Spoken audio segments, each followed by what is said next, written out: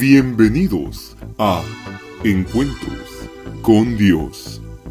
Prepárate para escuchar Palabra de Dios. Vamos a abrir nuestras Biblias, hermano. Aquí en Génesis capítulo 16, versículo 12.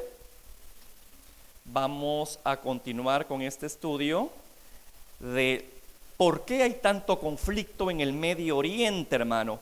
¿Por qué hay tanto conflicto en el Medio Oriente? Bueno, Génesis 16, 12 nos da la respuesta. Imagínense qué cosa más maravillosa, cómo la palabra de Dios, hermano, se cumple en el tiempo. Esto es algo que nos debe de llenar a nosotros, el saber que cuando Dios habla, no habla porque quiere hacerlo, sino tiene un propósito, y lo que Él ha dispuesto lo va a hacer, ¿verdad? Si lo hizo con estas naciones, pues lo va a hacer también con tu vida, porque sos parte de esa familia. Amén, iglesia. Aleluya. Póngase en pie, vamos a leer todos juntos Génesis 16, 12, por favor. Y recuerde la pregunta: ¿por qué hay tanto conflicto en el Medio Oriente? Bueno, Génesis 16, 12 dice: y él será hombre fiero. Mire, y él será hombre fiero, su mano será contra todos y la mano de todos contra él, y delante de todos sus hermanos habitará. Padre, agradezco el tiempo que me permite de poder leer públicamente tu palabra con libertad. Ayúdeme, Señor, que tu Espíritu Santo pueda bendecirnos con tu santa presencia. Manifiesta, Señor, a través de tu palabra. Ayúdeme a poder darme a entender, Señor, y que nuestros corazones estén receptivos a lo que tú quieres poner en ellos, Señor. Te damos la gloria y te damos la honra por todo lo que tú haces y seguirás haciendo. Gracias, Padre, que esta semilla sea cuidada, Padre, y cultivada, y pueda dar ese fruto esperado por ti. Te lo pido en el nombre poderoso de Jesús. Amén. Aleluya. Bien. Aquí tenemos, hermano, una palabra profética que el Roy, el viviente que no ve, que fue el nombre que le puso Agar a Dios, ¿verdad?, le da precisamente al hijo que lleva en su vientre, a Ismael. Y Dios describe un destino profético, hermano. Imagínese, un destino profético para este niño que aún no había visto la luz del sol. Y sin embargo ya había algo escrito sobre él. Y le dice: va a ser un hombre fiero, es decir, va a ser una persona intolerante. Aquí está describiendo el carácter de Ismael. Iba a ser intolerante, hostil, salvaje y de grandes conflictos, hermano. Y describe no solamente a Ismael, sino a la descendencia de Ismael. ¿Cuál es la descendencia de Ismael? Vamos a ver si me han puesto atención, hermano, el domingo pasado. ¿De quién viene Ismael? Vamos a ver. Los árabes, ¿verdad? Los árabes. Ahora, ¿Israel de dónde viene?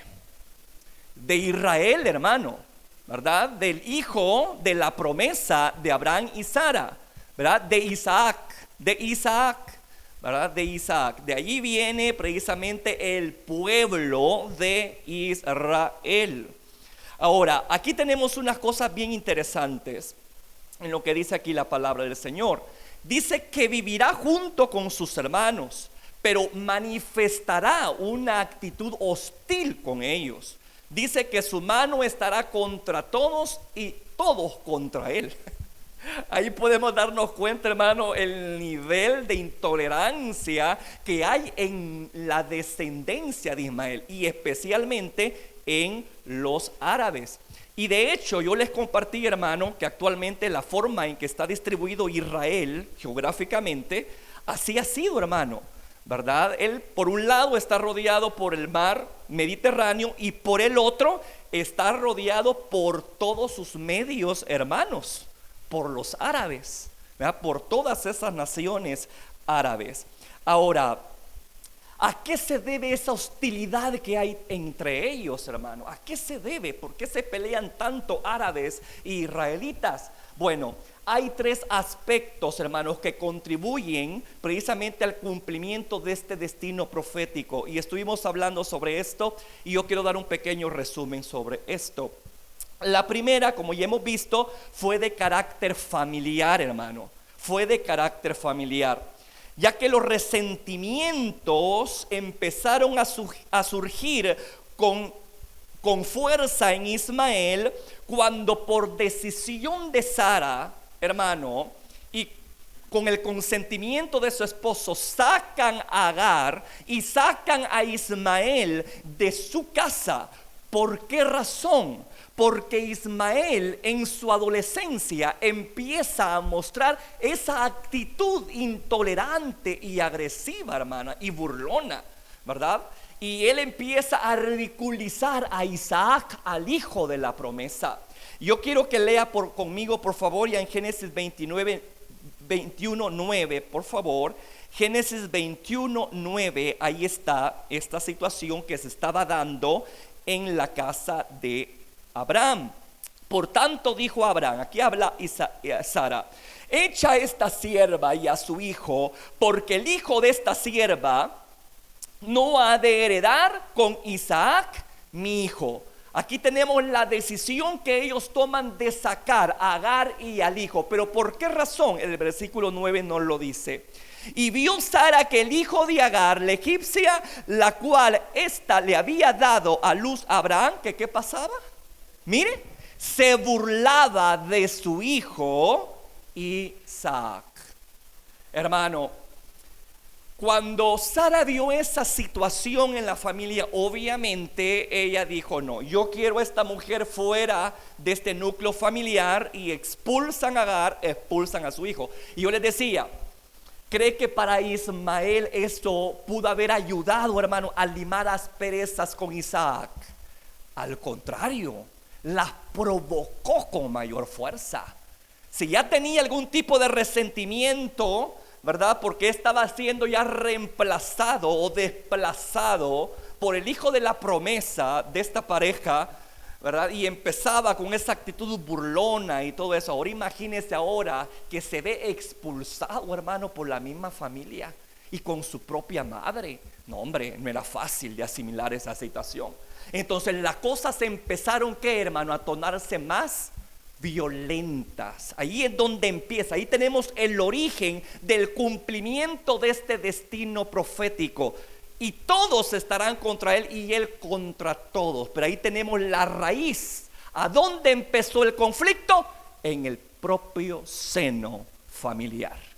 Ahí empezó la raíz, hermano, de ese problema y de esa pugna generacional que ha existido entre árabes y israelitas. Ahora, el otro aspecto, hermano, es de carácter religioso.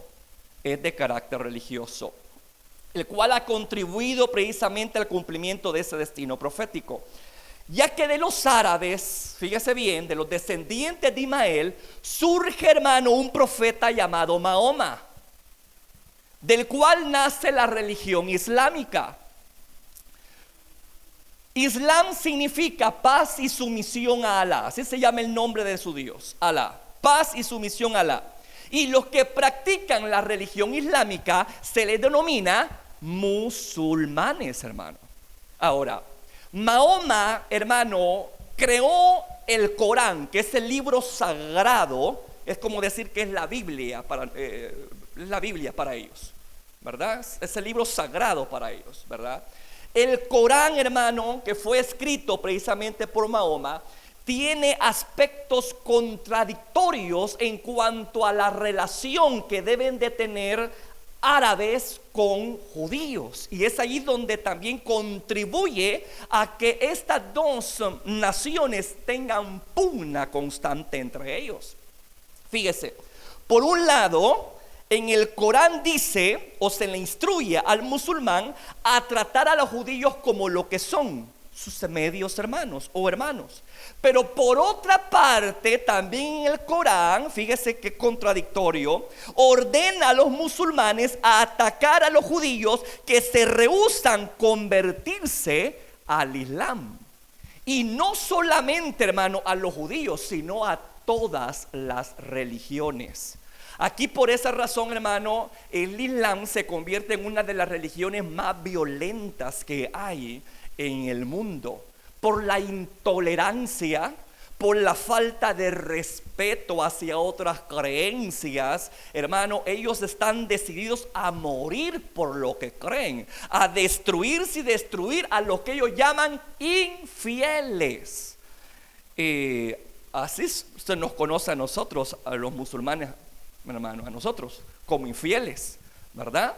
Pero está la ala ortodoxa, es decir, aquellos radicales de los musulmanes, porque no todos los musulmanes son violentos, hermano, quiero aclarar esto. Pero hay una ala ortodoxa que cuando mira estas situaciones, hermano, ¿verdad?, al pie de la letra lo cumple y se vuelve intolerante para las otras religiones. Y por eso es que lo vemos, hermano, ¿verdad?, atentar de una forma terrible contra otras personas que no creen lo que ellos pues profesan, ¿no? Y están dispuestos a morir y a matar. Entonces ahí, hermano, se cumple lo que dice la palabra profética: su mano será contra todos y la mano de todos contra él. Mire cómo va aumentando más la situación. Primero empieza a nivel familiar, luego religioso. El aspecto religioso que no ha contribuido en nada a la relación entre ambos descendientes, entre árabes y israelitas. Ahora, por otra parte, hermano, en el Corán, aquí esto ya es algo nuevo, esto no lo he compartido, aquí termina mi resumen. Fíjese bien, por otra parte, hermano, el Corán también introduce un conflicto en cuanto a quién es el verdadero hijo de la promesa de Abraham. Las escrituras hebreas dicen que fue Isaac. El Corán dice que fue Ismael. Fíjese. El Corán enseña que fue Ismael a quien Abraham casi sacrifica, hermano, al Señor. Pero en la palabra, en la escritura, en el Torá, en el libro hebreo, obviamente dice que fue ¿quién? Isaac. Entonces ahí podemos darnos cuenta que hay una contradicción aún en sus libros, ¿verdad, hermano? Aún en los libros de texto, voy a ocupar esa palabra, ¿verdad? Entonces, tanto de los judíos como de ellos, de los musulmanes, hay una contrariedad en cuanto a eso, y eso no ha abonado en nada en cuanto a sus relaciones, hermano. Porque existe esa situación religiosa que les impide, repito, ser personas tolerantes y respetar las creencias ajenas.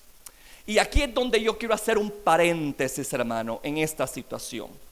Quiero hacer un paréntesis en este aspecto religioso que ha contribuido a esa pugna generacional entre ambos descendientes. ¿Qué podemos aprender nosotros de todo esto? ¿Cómo lo podemos aplicar? ¿En qué me puedo yo beneficiar de toda esta situación, no?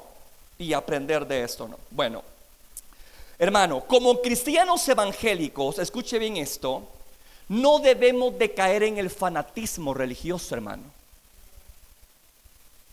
Se lo voy a volver a repetir. Como cristianos evangélicos no debemos caer en el fanatismo violento e intolerante para con aquellos que no comparten nuestra fe. Yo eso aprendo de esta situación, de cómo una religión puede dividir y de una forma tan radical a los hombres, hermano, cuando no debería de ser así.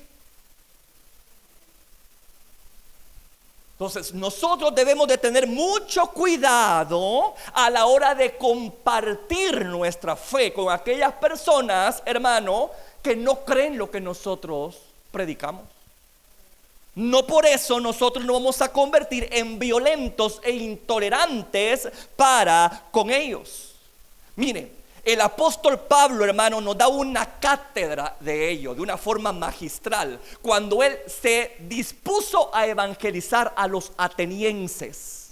Él se dirigió de una forma tan respetativa, tanto a lo que ellos creían como a ellos mismos, hermano. Nunca lo vemos ofendiendo, nunca lo vemos denigrando a la religión ajena. Al contrario, la utilizó a su favor, fíjese, hermano. Quiero que vaya conmigo a Hechos 17, 22, 25. Yo quiero que por favor ponga atención a esto, porque muchas veces caemos en ese error, hermano, ¿verdad? De excluir a ciertas personas o denigrar a ciertas personas, y en vez de ganarlas, las terminamos perdiendo, porque no tenemos forma ni manera de allegarnos a ellos. Así que hay que tener mucho tacto y sabiduría de parte de Dios. Hechos 17, 22, 25. ¿Ya lo tiene? Va. Dice: entonces Pablo, puesto en pie en medio del Areópago, era como un anfiteatro, ¿no? Dijo: varones atenienses, en todo observo que sois muy religiosos. Porque pasando y mirando vuestros santuarios, hallé también un altar en el cual estaba inscrito: al Dios no conocido, al que vosotros adoráis, pues sin conocerle es a quien yo os anuncio. Mire la sabiduría de este hombre. Y mire el versículo 24. El Dios que hizo el mundo y todas las cosas que en él hay, siendo Señor del cielo y de la tierra, no habita en templos hechos por manos humanas, ni es honrado por manos de hombres, como si necesitase de algo, pues Él es quien da a todo vida y aliento a todas las cosas. Mire qué forma de evangelizar, hermano.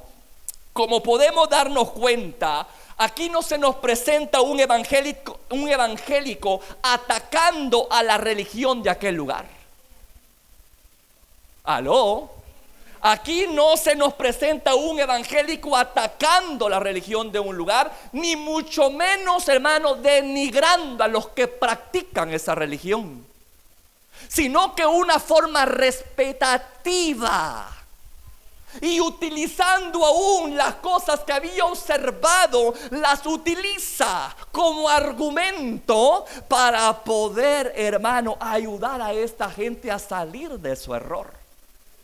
Pero a ese punto quiero llegar, porque muchas veces, hermano, nosotros, ¿verdad?, podemos caer en esa situación de atacar sin piedad a los practicantes de otra religión, cayendo o rayando en el insulto y hasta denigrar a esas personas que la practican.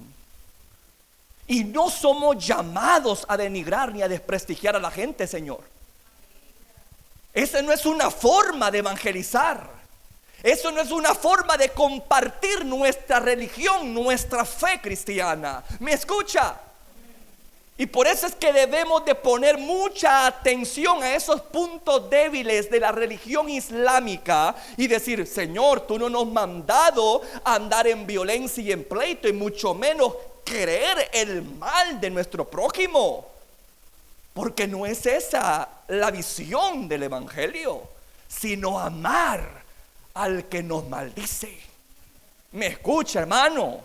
Entonces, y ese es el espíritu que debemos de tener nosotros a la hora de compartir las buenas nuevas. No denigrar la religión de cada quien, ni mucho menos denigrar tampoco a los que lo practican, porque si lo hacemos, lo que genera es apatía hacia nosotros. Mire, hermano, yo he tenido experiencias de gente que ha insultado a gente católica, personas que quizás se han encaminado y ahí uno dice: ya está a punto, ¿verdad? Ya está a punto de salir de esta situación, de este engaño. Pero de repente viene un cristiano de esos que dicen defender la verdad, hermano, pero van con insultos. Y van sacando el corvo y el machete y van agrediendo a medio mundo. Y cuando uno viene a sentir, esas personas ya no quieren saber nada de los cristianos evangélicos. ¿Por qué? Porque han insultado a su virgencita. Y tienen razón, hermano. ¿Cómo pretendemos ganar a las personas de esa forma? Debemos de aprender de estas situaciones. El apóstol Pablo jamás llegó con el corvo desenvainado, que gente más idólatra, ¿verdad? Arrepiéntanse, pecadores, que van a ir al infierno. Él no llegó así, hermano. Él llegó con una actitud mansa, humilde, a tratar de rescatar a las personas que son víctimas del engaño. Entonces, guardémonos de caer en esa situación violenta e intolerante. Cada vez que nosotros evangelicemos o compartamos, hermano, aquí el púlpito, ¿verdad? En un culto evangelístico, no insulte a otras religiones. Porque esa gente, muchas de esas personas lo hacen con corazón sincero, hombre. Y si nosotros venimos y dañamos y ofendemos, lo que estamos haciendo es haciéndolos alejar más de nosotros, de los que queremos alcanzar. Los terminamos alejando. Y le digo esto porque a nosotros nos pasó una experiencia así. Mi madre había encaminado a cierta persona, una persona bastante creyente en la fe de la iglesia católica, ¿no? Ya se le había encaminado, ella asistía a los servicios, a los cultos, etcétera, hermano. Pero de repente se encontró con un mensaje así, ¿no? Violento y agresivo. Y empezó esa persona a atacar a los ídolos. Empezó a atacar a esa persona a los que le dan pleitesía a los ídolos. Cuando venimos a sentir, esa persona la habíamos perdido, fíjese. En vez de ganarla, la habíamos perdido. Y ahí está, en el mismo engaño, hermano. ¿Por qué? Porque una persona imprudente que no supo acercársele de una forma correcta y adecuada. Hermanos, por el amor de Dios, tengamos mucho cuidado. Tengamos mucho cuidado. Debemos de entender una cosa, que no estamos combatiendo con la gente. No, nuestros enemigos no son las personas. Nuestros enemigos son espirituales. Así dice la palabra, ¿sí o no? Allí en Efesios 6:12 claramente dijo el apóstol Pablo que nuestra enemistad, que nuestro pleito no es de carne y hueso, no es con la gente, como hacen los musulmanes, ¿verdad? Que de repente está la radical que le digo que ataca a la gente y la destruye. Es que, hermano, nosotros no estamos combatiendo con carne y hueso. Nosotros combatimos con fuerzas espirituales de maldad. ¿Acaso no es lo que dice la palabra del Señor? Efesios capítulo 6:12 dice: porque no tenemos lucha contra sangre y carne.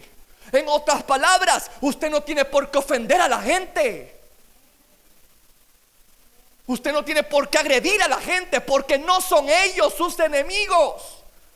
Usted tiene que atacar al enemigo, al espíritu que está operando en esa religión. Pero no es con armas físicas, Señor. Entendámoslo. Porque muchas veces criticamos a estas religiones violentas y nosotros caemos en el mismo error. Que por defender la verdad, como que esa verdad nos da licencia de dañar y ofender a los demás. Y mentira, eso no es así, Señor.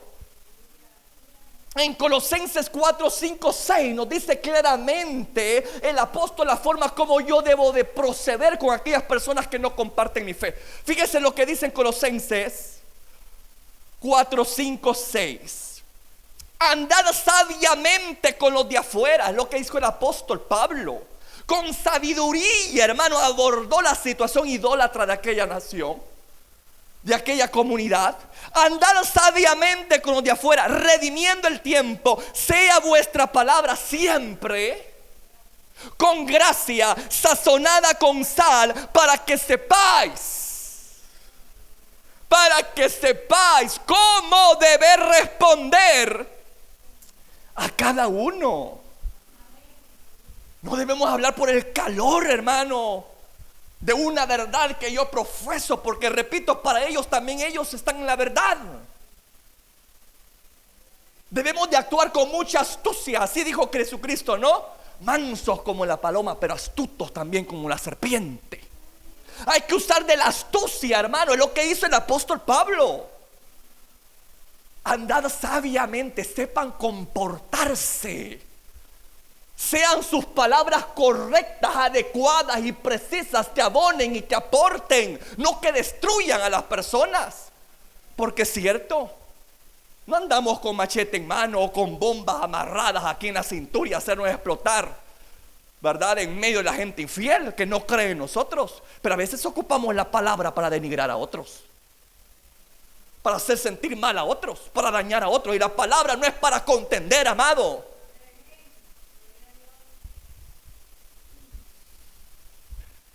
Debemos de tener mucho cuidado con esto. La forma como yo debo de responder no es una cosa de que lo que a mí me caiga, no. Cómo debe responder de acuerdo a lo que el Espíritu Santo en ese momento te va a indicar. Pues el Espíritu Santo no usa de violencia. El Espíritu Santo no es violento, hermano. Perdóneme. Aún la figura que retomó el Espíritu Santo cuando descendió sobre Jesucristo, usted lo sabe perfectamente que fue. Y ese animal no es nada de violento. Por eso le digo yo, debemos de actuar como dice aquí la palabra, con sabiduría y con una palabra adecuada y precisa, para que sepamos nosotros responder a los que piden o demandan alguna cuestión de nuestra fe.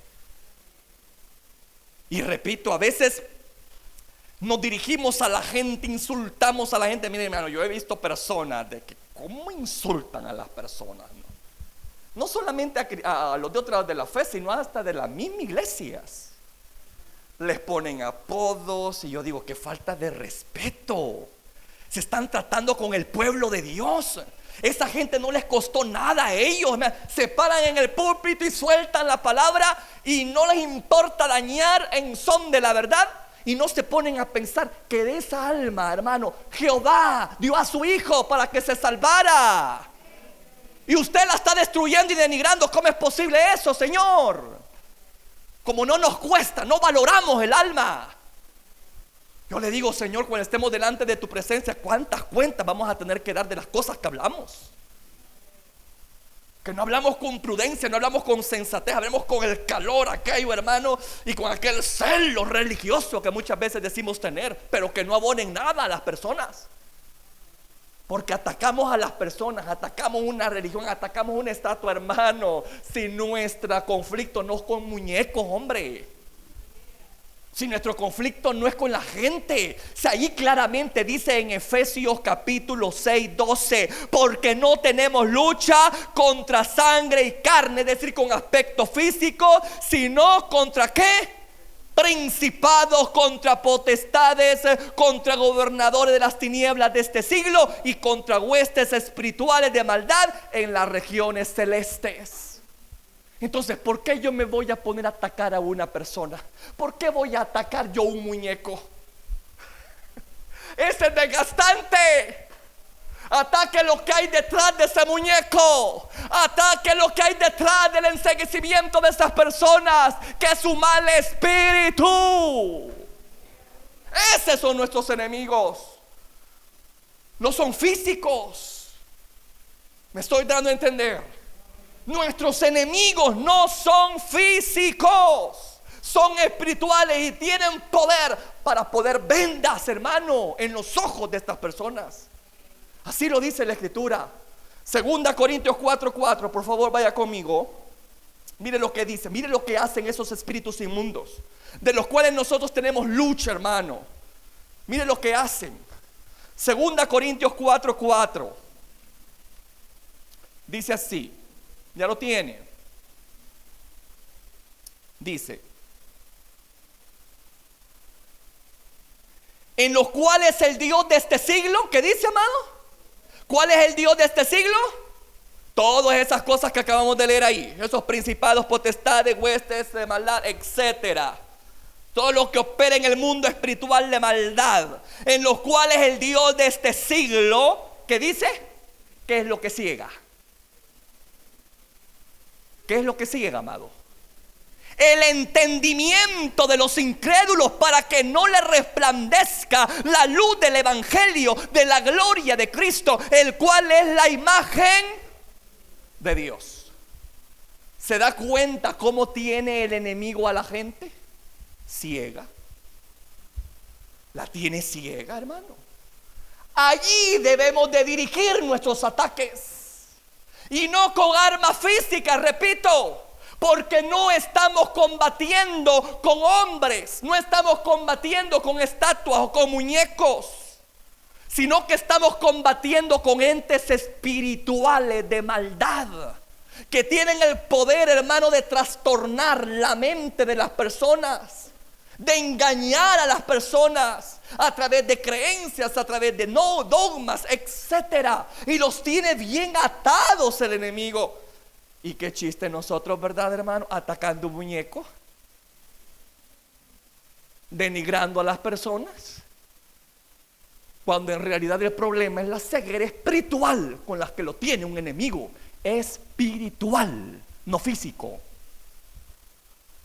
Y aquí otro punto al cual yo debo de llevarlos a usted. Quiero que vaya a 2 Corintios 10, 3, 4, por favor. Puesto que mis enemigos son de carácter espiritual, mis armas también deben de ser, ¿qué? De carácter espiritual, hombre. Entonces aquí, ¿qué quiere decir? Cero violencia.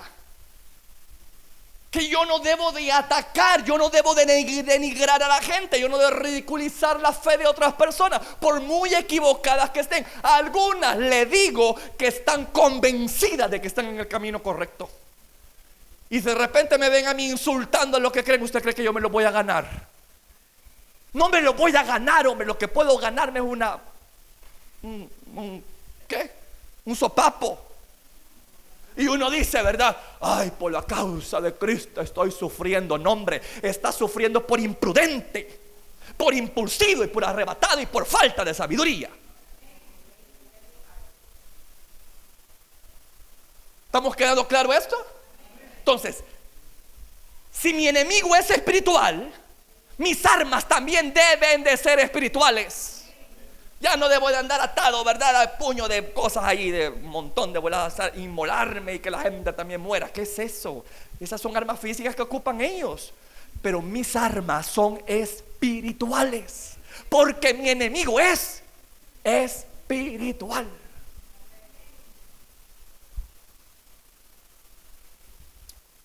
Segunda Corintios 10, 3, 4 dice esto el apóstol sobre esto. Mire. Pues aunque andamos en la carne, es decir, en este cuerpo físico, mire, aunque andamos en este cuerpo físico, no militamos según este cuerpo físico, como hacen estos de esta religión, ¿verdad? Que ocupan armas, explosivos, y que por la fuerza quieren conquistarse a las personas, y si no, pues la matan. Eso es hacer uso ¿de qué? De armas físicas. Pero ya nos estamos dando cuenta de que esas armas físicas son inútiles, porque mi enemigo no es físico. Hermano, es que mi pleito no es con el musulmán, ni con el católico, ni con el testigo de Jehová, ni con el mormón, hombre. Es con el espíritu que ¿qué? ¿Les ha puesto qué? Una venda. Allí debo de dirigir el ataque, no a la persona, no a lo que ellos creen. Dice aquí el apóstol, pues que aunque andamos en la carne, no militamos según la carne, porque las armas de nuestra milicia, es decir, de nuestra batalla espiritual, ¿qué dice? No son carnales. No son carnales. ¿Qué quiere decir esto, hermano? Que yo no debo de ocupar la violencia, la falta de respeto para doblegar a una persona que crea lo que yo creo. Yo no debo de ocupar la intolerancia o la falta de respeto, mucho menos llegar al grado de violentar a una persona, como hacen estas religiones, ¿no? Que atentan con la integridad humana, que la destruyen. Nosotros no somos llamados, por lo menos lo que creemos no nos da licencia para hacer esto, señores. ¿Me escucha? No nos da licencia. Y dice: porque las armas de nuestra milicia no son carnales, sino que poderosas en Dios. ¿Para qué? Para la destrucción de fortalezas. Ahí está el punto. A esto quería llevarlo yo a usted. ¿Qué es una fortaleza? ¿Qué es esa fortaleza a la cual debe ir dirigido todo esfuerzo espiritual, hermano mío? Donde viene encaminado el arma espiritual, ¿no? Para derribar esa fortaleza. ¿Qué son esas fortalezas? Pues son argumentos, son creencias. Es lo que ellos creen, hermano. Hermano, nuestra batalla es a nivel mental, no física. Se lo voy a volver a repetir. Nosotros luchamos con los argumentos de las personas, con lo que creen las otras personas. Y nosotros debemos de utilizar otra clase de argumentos para refutar esas creencias. ¿Me escucha? Por eso es que dice ahí claramente, derribando argumentos. Pero ¿cómo se derriba un argumento? Con otro argumento. No con la fuerza física, no con la violencia, no con el irrespeto, no con la intolerancia. No rayar incluso hasta en la vulgaridad, hermano. El argumento se ataca con otro argumento. Cuando Jesús fue atacado por Satanás, fue una guerra de ¿qué? Argumentos. Si eres hijo de Dios, convierte estas piedras en pan. ¿Qué le dijo Jesús? Escrito está, argumento. De repente ocupa el enemigo otro argumento y dijo: escrito también está que a sus ángeles mandará cerca de ti para que no tropieces en piedra. Así que échate al vacío y dale cumplimiento a esa palabra. ¿Y qué hizo Jesús? Con argumento lo venció, Señor. No tentarás al Señor tu Dios. Argumento. En ningún momento vemos a Jesús dándole garrotazos al diablo. No, argumento. Derribando argumentos. ¿Cómo derribó los argumentos satánicos? Con otro argumento. ¿Y quién da ese argumento? La palabra de Dios, hombre. La palabra de Dios nos da ese argumento. Esas son nuestras armas espirituales. Entiéndalo, por el amor de Dios. No la violencia, no la intolerancia. Es la palabra de Dios, el buen uso de la palabra de Dios.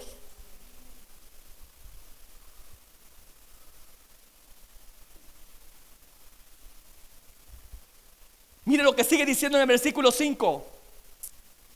Derribando argumentos y toda altivez que se levanta contra ¿qué? Ahí está, mire. Que se levanta contra ¿qué? Porque todo, hermano, todo argumento contrario a la fe cristiana va dirigido a eso. A negar a Jesús. Toda religión, hermano, ataca a Jesús. Es bien curioso que de todas las religiones que hay en el mundo, Jesús es el que más es atacado. ¿Se ha dado cuenta? Yo en ningún momento veo que ataquen a Mahoma o que ataquen a otro líder de una secta. Es a Jesús a quien atacan. Porque todo el argumento satánico lo que pretende es embrutecer el ¿qué, hermano? El entendimiento de la gente con argumentos contrarios, equivocados, engañosos. Porque el enemigo es astuto de convertir una verdad en engaño, hermano. Porque todas sectas, déjeme decir, en la mayoría de sectas han nacido de la palabra misma de Dios.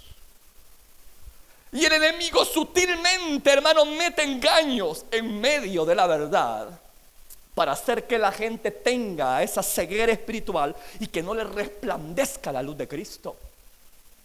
Entonces, ahí tenemos la forma de cómo yo puedo atacar ese argumento. Recuerde, por el amor de Dios, nuestra lucha es de carácter espiritual y es a nivel mental, a través de argumentos. Entre usted mejor conoce palabra de Dios y la sabe trazar, mejor argumento va a tener para influenciar a esas personas al camino correcto. ¿Me escuchó? El problema que se da, que como la gente carece de palabra de Dios, no, dice la gente, yo no necesito ser enseñado ni instruido, yo me voy a parar al parque y la gente se va, hermano, y lo que menos predica es palabra de Dios, sino que insultos. Que mujeres prostitutas, que con minifalda, y que empiezan a atacar, ¿qué, hermano? Las faldas empiezan a atacar, pantalones empiezan a atacar, maquillaje atacan. Hermano, no tenemos lucha contra esas cosas, hombre. ¿Pero por qué cree que la gente habla de eso? Porque carece de argumento bíblico. Porque no tiene disciplina de sentarse y escuchar una instrucción bíblica. Lo que la hermana decía el jueves, hermano, en la clausura del CCDL. Somos llamados nosotros a conocer nuestra doctrina, a ser discipulados precisamente por nuestra doctrina. Pero ¿cómo la vamos a defender? ¿Cómo la vamos a proclamar si yo la ignoro? Y por eso es que hay mucha gente que lo más fácil es ocupar el insulto para predicar. Y eso no es predicación, Señor. Porque somos muy haraganes, hermano. No queremos enseñanza, no queremos instrucción, pero sí queremos privilegios y bendición. ¿Y qué es lo que demanda Jesucristo de una persona que ha nacido de nuevo? Hermano, aquí no es solamente cuestión de ganarnos almas. Vea, la gran comisión no es solamente de ganar almas. Esa es una pequeña parte, una pequeñísima parte, la punta del iceberg que se mira, pero abajo hay algo más fuerte, más sutil, el que le da fundamento a la persona creyente en Cristo. ¿Y sabe qué es? La enseñanza. ¿Acaso no dijo eso Cristo? Vayan a todas las naciones del mundo. ¿Y qué dice? Predíquenles. No dice predícales, enséñeles. ¿Aló? No dicen vayan y prediquen y ganen almas. No, dice enséñeles. ¿Y dónde cree que está la enseñanza? En la calle. ¿A dónde cree que está la enseñanza? En nuestras congregaciones, señores. En los institutos bíblicos. En los sistemas sistemáticos que tiene cada congregación para discipular a los creyentes. Ahí está la comisión. No que usted venga y se siente y se vaya. Yo no sé si me estoy dando a entender, pero la falta de argumentos no nos están permitiendo alcanzar a esta generación, hermano. Y por nuestra ignorancia atacamos y ofendemos, alejando más a las personas de lo que queremos que estén cerca de Cristo.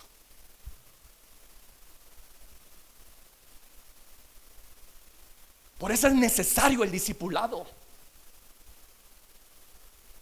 No solo venir y sentarme, hermano, y tener un momento agradable. No, ay, qué lindo estuvo el culto y me voy. Y ni siquiera podemos dominar doctrinas básicas. Ni siquiera podemos defender lo que es la Trinidad o que Jesús es Dios. Y eso es lo que atacan, hermano, las rotas religiones. Son con argumentos como vamos a lograr, hermano, sacar a esa gente del engaño. Pero si nosotros estamos ignorando esas instrucciones bíblicas, ¿cómo vamos a sacar del engaño a esa gente si nosotros mismos podemos estar expuestos a un engaño por la misma ignorancia que nos manejamos, hermano?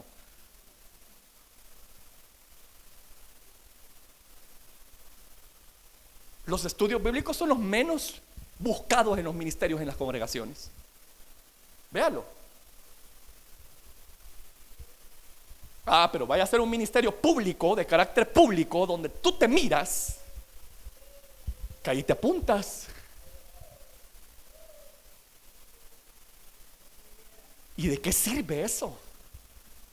Si nuestro trabajo no está aquí adentro. Nuestro trabajo aquí adentro es discipularnos, es que nos enseñen. Para luego, ¿qué? Con ese argumento atacar a otro argumento.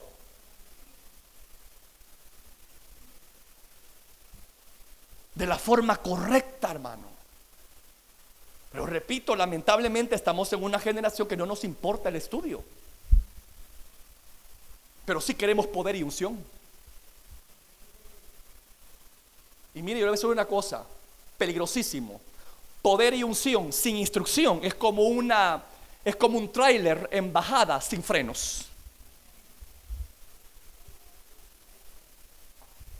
Se va a hacer leña esa persona y va a hacer leña a otras personas, porque ahí no hay doctrina en lo absoluto. Debemos de tener un equilibrio bíblico. Escudriñar las escrituras, dijo el maestro, porque en ella tenéis la vida eterna. Y son ellas las que dan ¿qué? Testimonio de mí. ¿El que da testimonio de él? Las escrituras.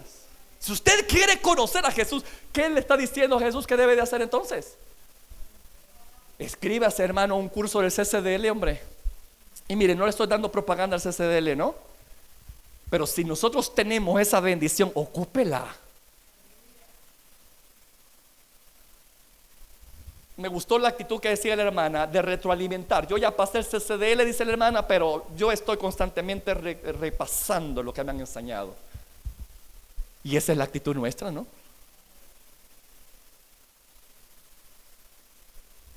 Porque nosotros somos personas olvidadizas y necesitamos retroalimentación. Pero si no amamos eso, hermano, entonces aquí estamos hablando de una cosa muy seria. Estamos hablando de almas, del compromiso grande que hemos adquirido con nosotros, con Dios, de primero de instruirnos en la fe, de ser llamados discípulos. Enséñeles que guarden todas las cosas que yo os he mandado, dice el maestro. Enséñeles. Pero no nos gusta la enseñanza a nosotros. No nos gusta. Y por eso es que el cristiano, hermano, débil en su fe, que cualquier cosita lo ofende, que no tiene el carácter que lo mantenga sólido en los embates de la vida, sino que cualquier cosita los desanima y ya no quieren saber nada del evangelio. Pero cuando una persona tiene un asidero bíblico, ¿qué dijo el maestro? Y dijo él: yo voy a comparar a una persona que levanta la casa sobre una piedra a todo aquel que fundamenta su fe en el conocimiento bíblico. El que la practica, ese que estará sólido en tiempos de adversidad. Pero otra contraparte, ¿verdad? Aquel que no está fundamentado en asideros, en aspectos bíblicos, está a despensa, hermano, de lo que le viene a este mundo.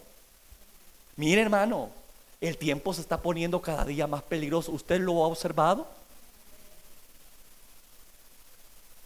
Pero ¿será que eso lo está haciendo reaccionar a usted sobre su fe? ¿Cómo está viviendo su fe? Mire, hermano, todo esto que está pasando alrededor del mundo, todas estas cosas que están sucediendo, no es por casualidad. Son señales que Cristo viene por su iglesia.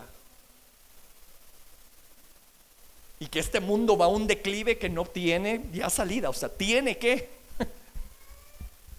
Y tenemos que estar preparados. Porque si no, perdonen lo que le voy a decir, pero me lo va a llevar el diablo, hermano. Se lo va a llevar el diablo a usted, ¿no? Cuando estemos bajo una situación de amenaza, cuando estemos en una crisis natural,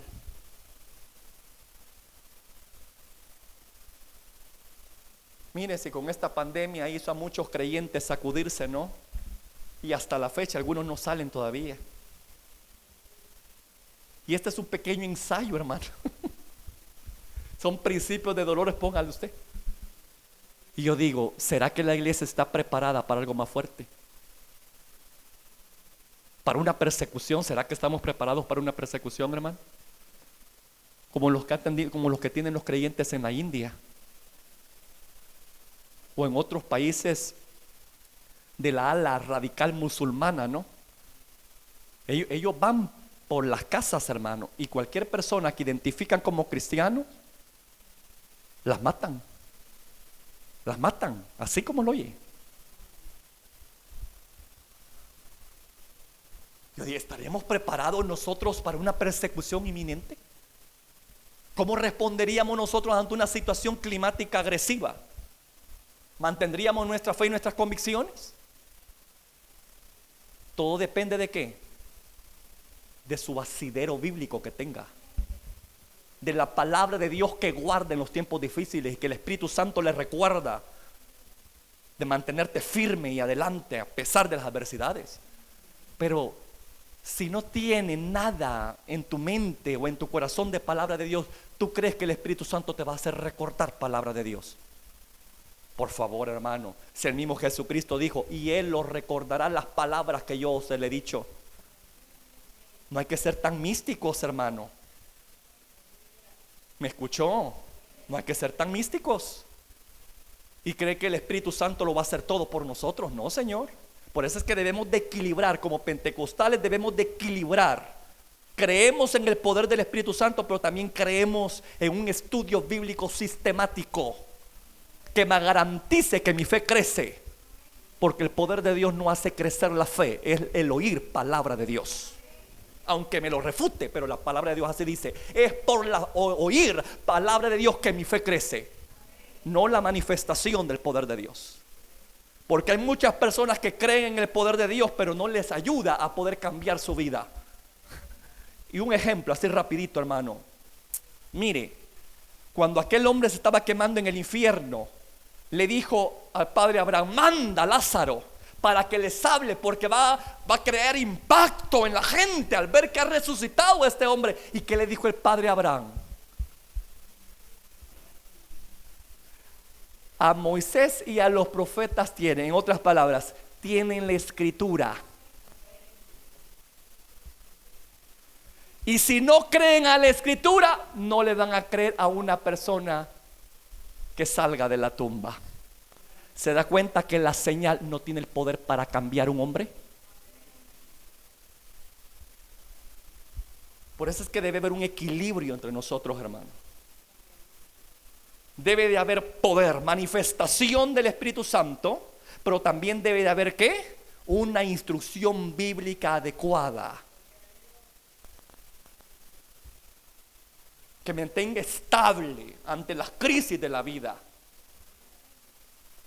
Yo he tenido muchas experiencias de gente con poder del Espíritu Santo, pero muy inestables en su vida espiritual, con altos y bajos, hermano. Gentes que se mueven dones poderosos, pero de carácter muy débil. ¿Qué pasa aquí? No se ha cultivado el estudio, la enseñanza, y no hay un asidero que los mantenga firmes ante los embates del adversario. Por eso es que yo hago énfasis mucho en esto.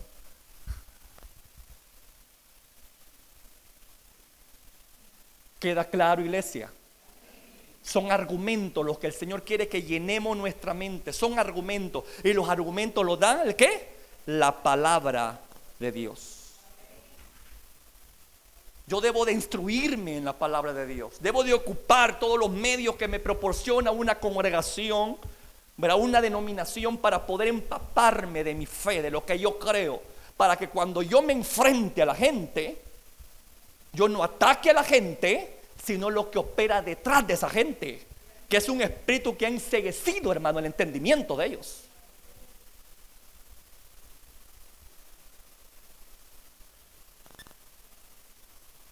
En otras palabras, tenemos que conocer doctrina de otras creencias, ¿verdad? Es lo que le digo. Aproveche entonces los estudios que se les están dando, porque ahí se ve todo eso. Doctrina del catolicismo, doctrina del séptimo día, doctrina de los mormones, doctrina de los adventistas, etcétera, hermano. Para eso se les da eso.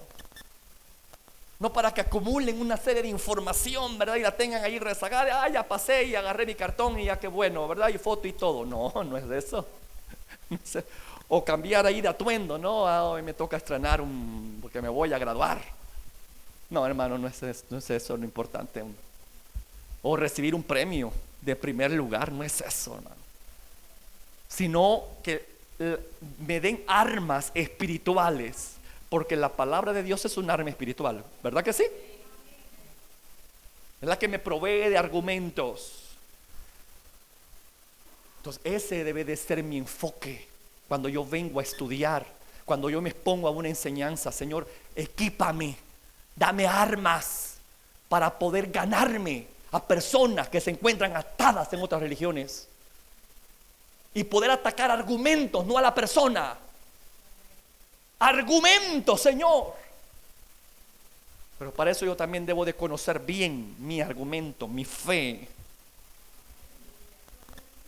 Y repito, lamentablemente la gente cuando carece de argumento es porque ahí se va al insulto, ahí se va a la violencia, ahí empieza a denigrar a medio mundo. Yo no sé si usted se ha dado cuenta, pero personas que muchas veces se paran en los parques o en los buses, a veces lo que menos hablan es de Biblia,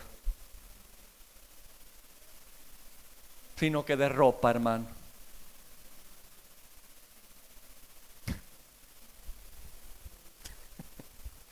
Ay, Señor, ayúdanos.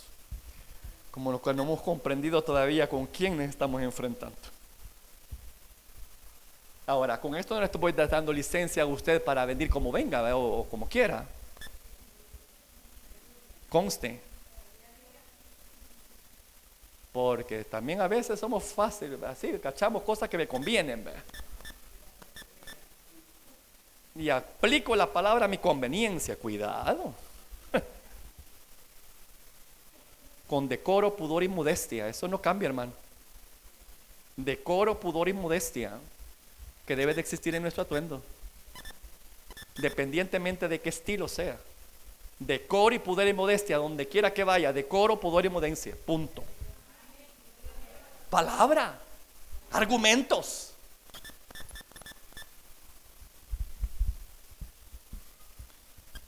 Así que nosotros, nuestro mensaje no es un mensaje de odio y de violencia. Quiero que busque 2 Corintios 5, 18, 20. Es un mensaje de argumentos. Y aparte de que es un mensaje de argumentos, mire el tema central del mensaje. 2 Corintios 5,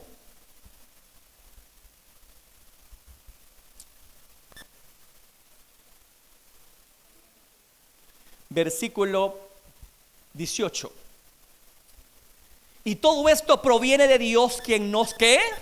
Reconcilió consigo mismo por Cristo y nos dio ¿qué?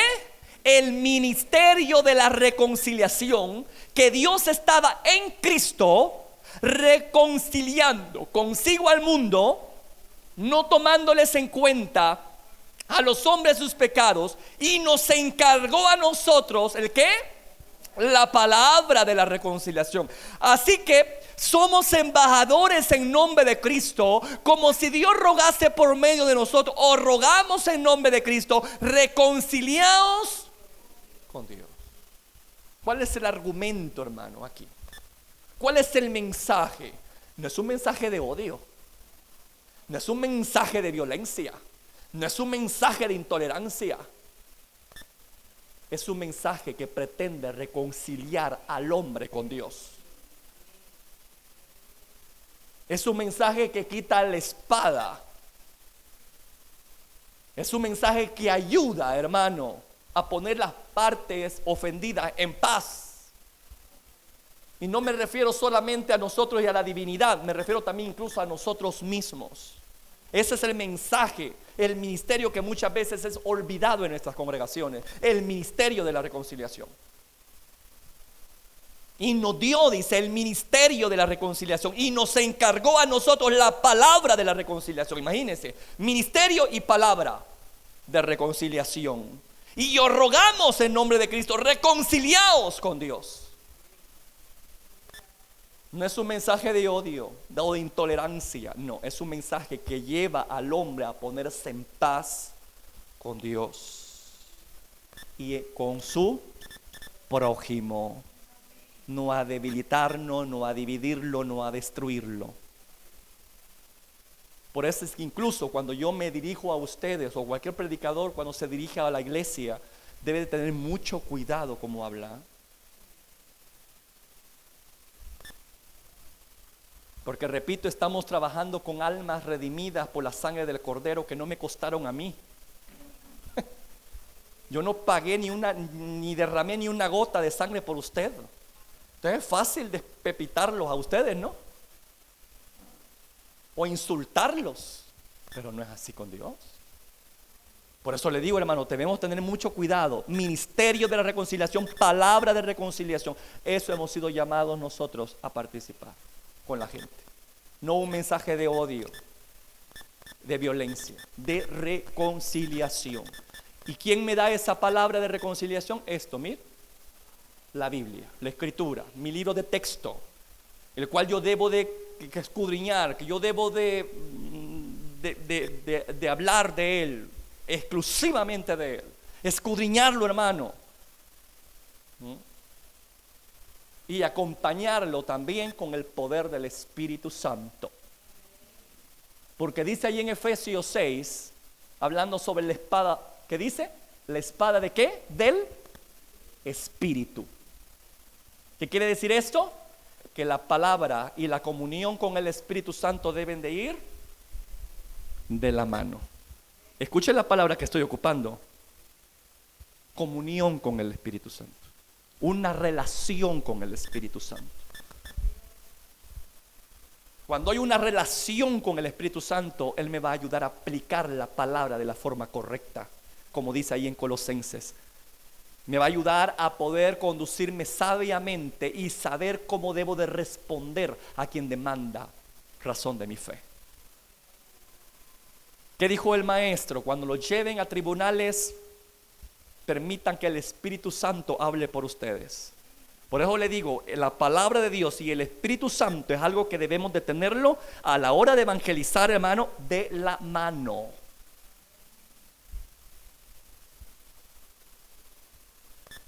Porque Él nos hace recordar palabra de Dios.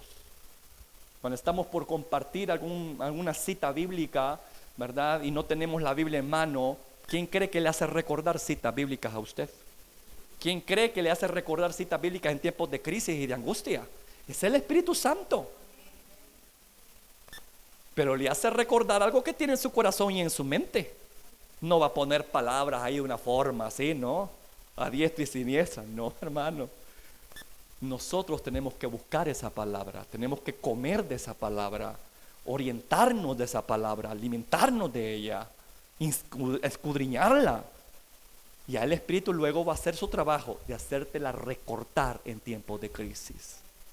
¿Me estoy dando a entender, iglesia? Va, perfecto. Quiero que cierre sus ojos por un momento, por favor. Si este audio ha sido de bendición para ti, te invito a que te suscribas, a que le des like y que actives la campanita de notificaciones para que estés al pendiente de cuando se suben los videos. Asimismo, comparte este video con todos tus contactos y amigos para que sea de bendición con cada uno de ellos. Que Dios te bendiga.